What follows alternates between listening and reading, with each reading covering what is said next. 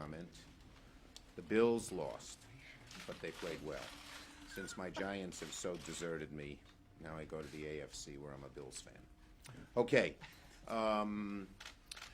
For years, President Trump and his Republican allies in Congress and the media have speculated wildly about deep state conspiracies against his presidency.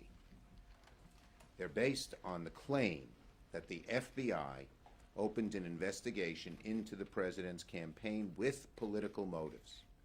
Today, we just got a report from the Department of Justice Inspector General that puts these conspiracy theories to rest once and for all. This report conclusively debunks the baseless conspiracy that the investigation into Mr. Trump's campaign and its ties to Russia originated with political bias. Let me repeat so that all of those conspiracy theorists out there hear it. This report confirms that the predicate for the FBI's investigation was valid and without political bias. In fact, the report quotes the FBI Deputy General Counsel as saying, quote, "The FBI would have been derelict in our responsibility had we not opened the case." I'm sure my Republican friends will do their level best to reject the report's conclusion.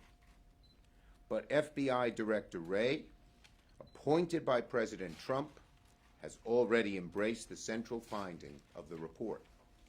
Asked whether he thought the FBI unfairly targeted the Trump campaign, Director Wray said, "I do not." I'm sure some of my Republican friends will, given their MO, I'm sure some of my Republican friends will question the integrity of the report's author, Inspector General Horowitz. But it's ironic that the very same people who question the IG report today, like Attorney General Barr, Chairman Graham, have praised the Inspector General in the past.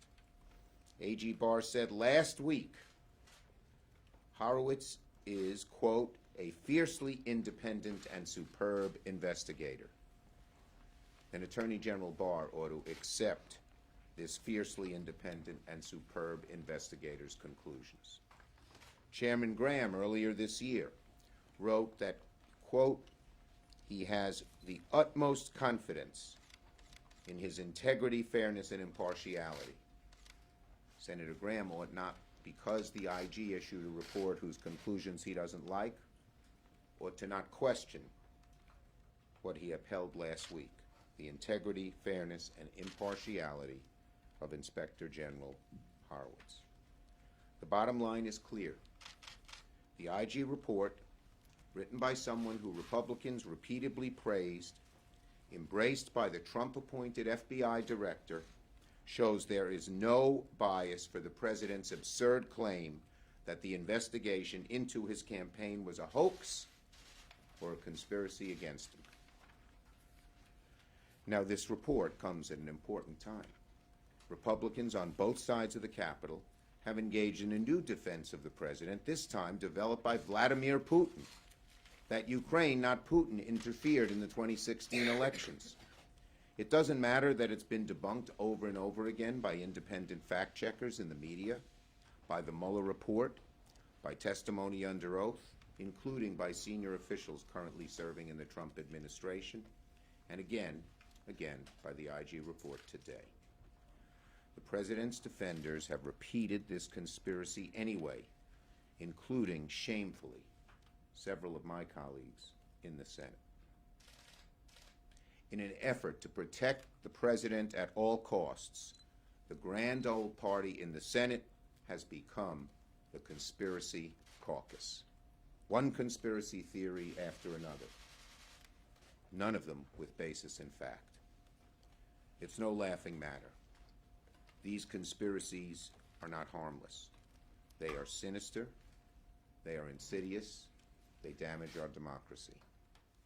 The president has spent 3 years undermining the credibility and faith in our law enforcement and in our intelligence community. And he has forced the DOJ to use resources on those conspiracies. instead of fighting the opioid epidemic, countering Chinese intellectual property theft and cyber operations, or countering Russian aggression, the DOJ, at the behest of Attorney General Barr, was sent on this wild goose chase. When Republicans in the Senate repeat the falsehood invented by Putin's intelligence services that Ukraine interfered in the 2016 elections, it helps deflect blame from Putin and drives a wedge between the United States and Ukraine, one of Putin's top goals. The fact that Senate Republicans are willing to put wild wind into the sails of these baseless conspiracy theories is beyond alarming. It hurts our country. It hurts our country. The IG report today, which roundly debunks one of the president's wild theories, should serve as a wake-up call to the Republican members of the Conspiracy Caucus. Questions on this subject? Yeah, Senator, what about the other central finding in the report that the FBI engaged in at least 17 instances where they didn't provide complete information or they misled the court in some respects? I mean, this wasn't a clean bill of health for the FBI. No, but it was a clean bill of health in debunking the conspiracy theory that the investigation into Trump's activities with Russia was politically motivated. That is the main finding of the report, and that is what I am addressing.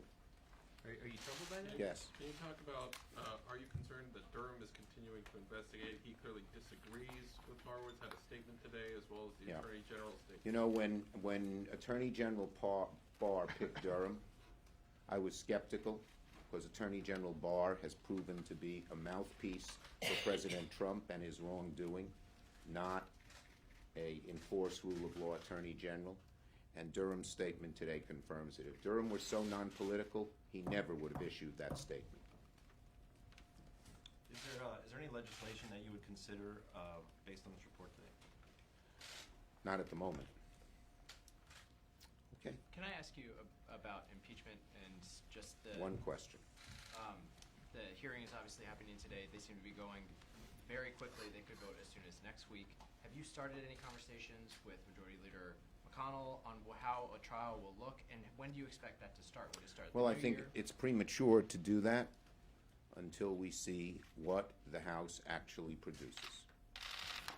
Thank you, everybody.